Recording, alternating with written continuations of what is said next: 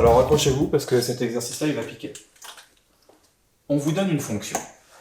On vous demande en quel point la tangente de cette fonction est soit horizontale, soit parallèle à une droite d'équation qu'on vous donne qui vaut y égale moins 2x plus 3. Alors, il faut bien que vous compreniez que jusqu'à présent, on vous a demandé de calculer des nombres dérivés et des équations de tangente pour des points que vous connaissiez.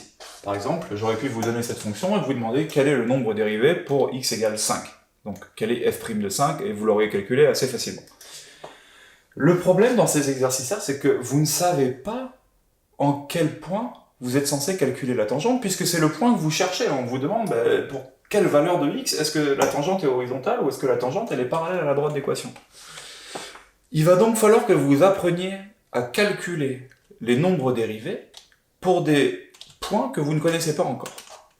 Donc prenons la première partie. Quand est-ce que la tangente est horizontale? Donc si on a une tangente qui est horizontale, ça veut dire que son coefficient directeur est égal à 0. Or, qu'est-ce qu'on a vu concernant le lien entre la fonction et le coefficient directeur de la tangente? Eh bien, le coefficient directeur de la tangente, c'est le nombre dérivé. Donc, si ce coefficient directeur il vaut 0, ça veut dire que f' d'un certain nombre qu'on ne connaît pas et qu'on recherche est égal à 0. Donc moi, ce nombre-là, je vais lui donner un nom, et je vais l'appeler A.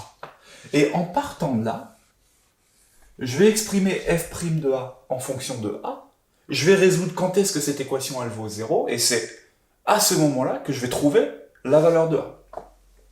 Alors on commence. Donc pour calculer f' de A, je vous remets la formule là, on calcule f de A plus h, on calcule f de A, on fait f de A plus h moins f de A. Ce qui va faire une différence maintenant, c'est que A, vous ne le connaissez pas. Donc ça va avoir cette tête-là. F de A plus H, c'est tout simplement, je remplace A plus H là-dedans, donc A plus H au carré, plus 3. Je développe A plus H au carré, ça me fait A au carré, plus 2H, plus H au carré, plus 3. J'ai mon F de A plus H. Je vais calculer mon F de A. Il vaut juste, je remplace f de x avec x égale a, donc a au carré, plus 3. Maintenant, je fais exactement ce que j'aurais fait si a avait été un nombre. C'est-à-dire que je vais calculer f de a plus h moins f de a sur h, autrement dit le taux de variation. Donc, f de a plus h moins f de a sur h, ça fait donc ça moins ça sur h, donc a au carré plus 2h plus h au carré plus 3, moins f de a, donc moins a au carré plus 3, divisé par h. Le moins qui est devant a au carré plus 3, je vais le distribuer pour faire sauter les parenthèses, donc ça va me faire moins a au carré moins 3. Je simplifie ce qui peut être simplifié, donc mon plus 3, moins a au carré plus a au carré. Et je me retrouve donc avec 2h plus h au carré sur h. Et là, je peux simplifier une fois par h, parce qu'en fait, ce que j'ai en haut, c'est h facteur de 2 plus h. Vous voyez que h au carré, c'est h fois h, donc je me retrouve avec un point commun, j'ai du h là, j'ai du h là, je peux factoriser. Divisé par h, tac, je simplifie, et il me reste 2 plus h. Une toute petite erreur là. Quand j'ai développé mon polynôme, je ne sais pas si vous l'aviez vu, mais j'avais oublié un a. Donc 2ha plus h au carré, donc il me reste 2a plus h, et là j'ai 2a plus h. Très bien, donc ce que j'ai calculé là, 2a plus h, c'est le taux de variation. Maintenant, je vais faire la limite du taux de variation, donc de 2a plus h quand h tend vers 0. Donc si h tend vers 0, j'ai juste à l'enlever, et il me reste 2a. Donc ce que je viens de calculer, c'est f' de a. f' de a en fonction de a. Donc là, dans les autres exercices, à ce stade-là, vous aviez f' de 3 égale 5, là vous avez f' de a égale 2a.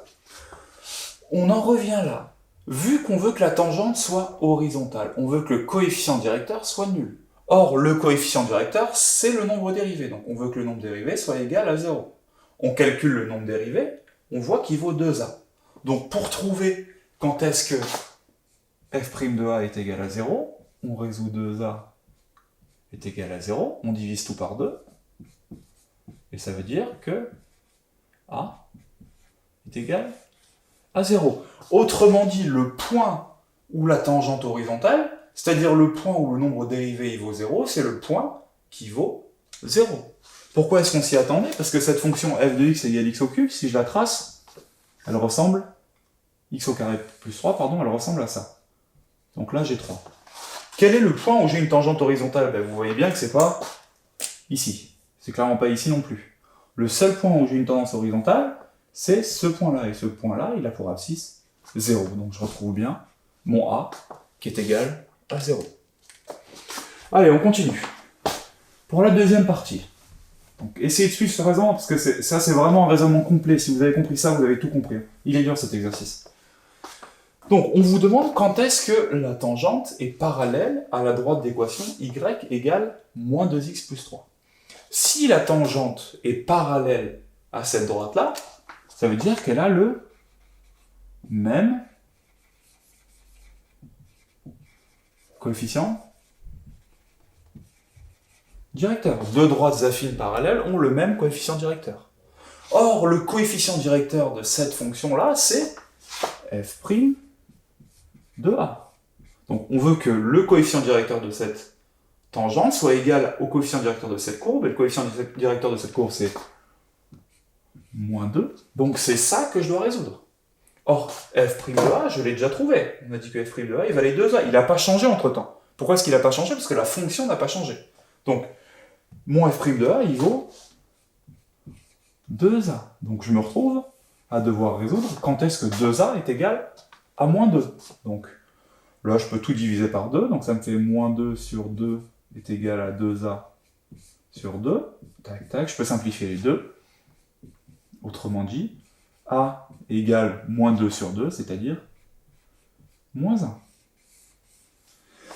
Et donc, le point où la tangente est parallèle à cette droite d'équation, c'est le point où ils ont le même coefficient directeur, la tangente et cette droite, donc c'est-à-dire le moment où le coefficient directeur de la fonction vaut le coefficient directeur de cette droite, c'est-à-dire moins 2, et c'est-à-dire quand l'abscisse du point, c'est moins 1. Donc, encore une fois, si je vous dessine ma fonction, on cherche un point où la tangente est pour coefficient directeur moins 2, c'est-à-dire qu'elle soit décroissante, et vous vous rendez compte que pour qu'elle soit décroissante, a priori la seule solution c'est de ce côté-là, donc c'est pour les valeurs de x négatifs, et comme on vient de le montrer, particulièrement en moins 1.